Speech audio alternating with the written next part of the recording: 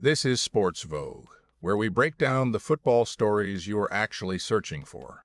And this one still makes Manchester United fans furious. In 2005, an American family bought the biggest, richest football club in the world. Here is the part that sounds impossible. They barely spent a penny of their own money. They borrowed most of it, then dumped that debt onto the club itself. A club that was debt-free and swimming in cash was suddenly hundreds of millions in the red to fund its own takeover. Over the next 20 years, more than £1 billion would drain out of Old Trafford. This is how the Glazers took over Manchester United, and why so many fans still want them gone. To understand the anger, you have to see what United were before. By the early 2000s, Manchester United were not just winning. They were a money machine.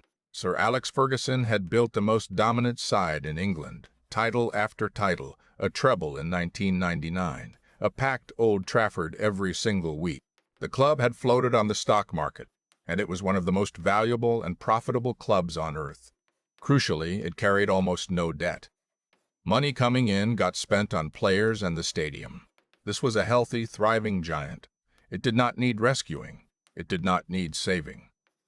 Which is exactly why what happened next felt less like an investment and more like a robbery. Enter Malcolm Glazer, an American businessman from Florida who most United fans had never heard of.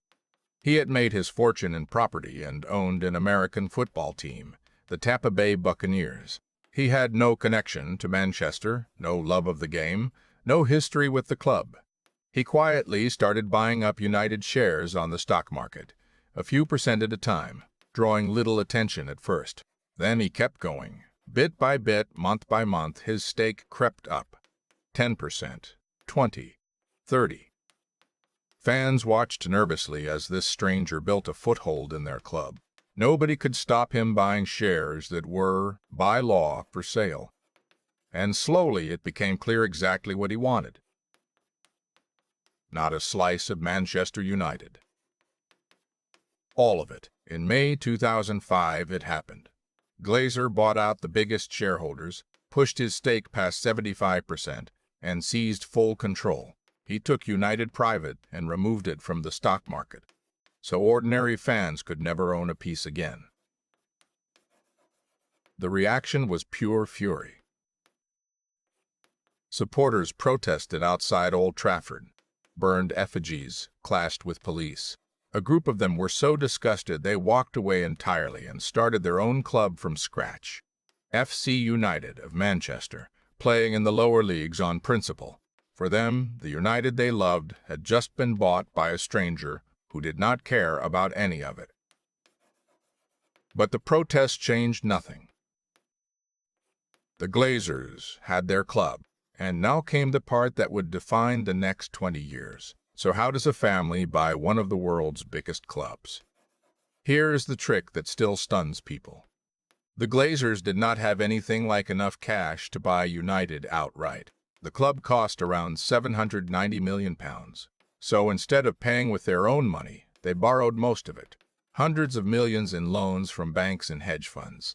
This is called a leveraged buyout. You buy something using borrowed money, gambling that it will earn enough to pay the loans back.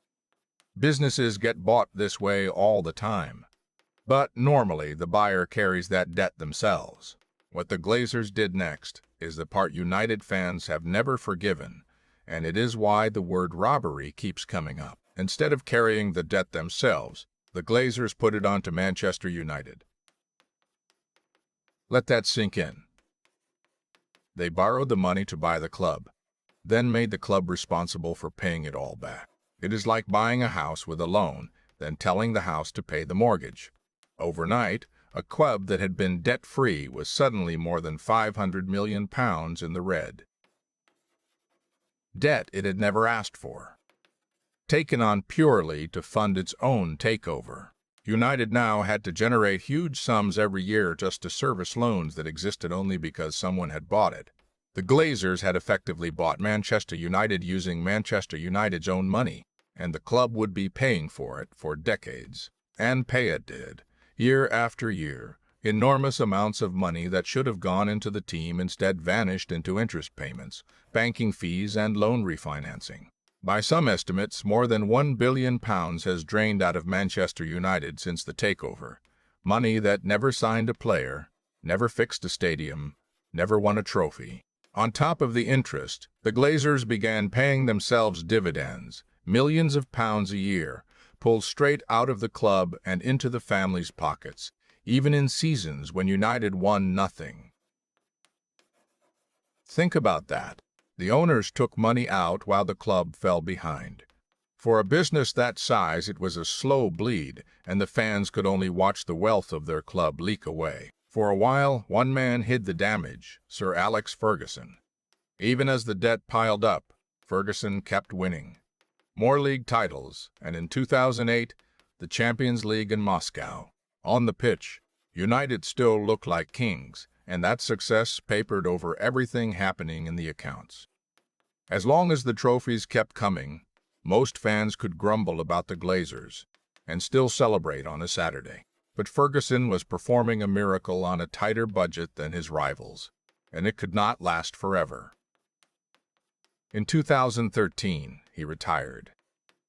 He walked away as a champion, one last title in his pocket, and the moment he left, the cover was gone, and Manchester United fell off a cliff. What came next was one of the great falls in football. Without Ferguson, United lurched from one manager to the next. Moyes, Van Gaal, Mourinho, Solskjaer, one big name after another. None of them lasting, and it was not for a lack of spending. United poured well over £1 billion into new players across the years, but the money was thrown around without a plan. Superstars who did not fit, huge fees for players who flopped, wages handed to men well past their best. A club that once produced champions became a place where careers went to stall. And through all of it, one number stayed frozen. Since 2013, Manchester United have not won a single league title. The richest club in the world, going nowhere. While United drifted, look at who overtook them. Down the road, Manchester City were bankrolled into a superpower. Up the East Lancs Road, Liverpool rebuilt smartly and won everything. Both clubs invested, in squads, in stadiums, in every detail. Meanwhile, Old Trafford, once the grandest ground in England, was quietly falling apart. Fans reported leaking roofs and rain pouring onto seats in the stands. The training ground fell behind rivals. The Glazers had taken so much out and put so little back that the stadium itself started to crumble. For a club that prints money, it was a disgrace, and the contrast with their neighbors made it impossible to ignore. United were not just losing matches.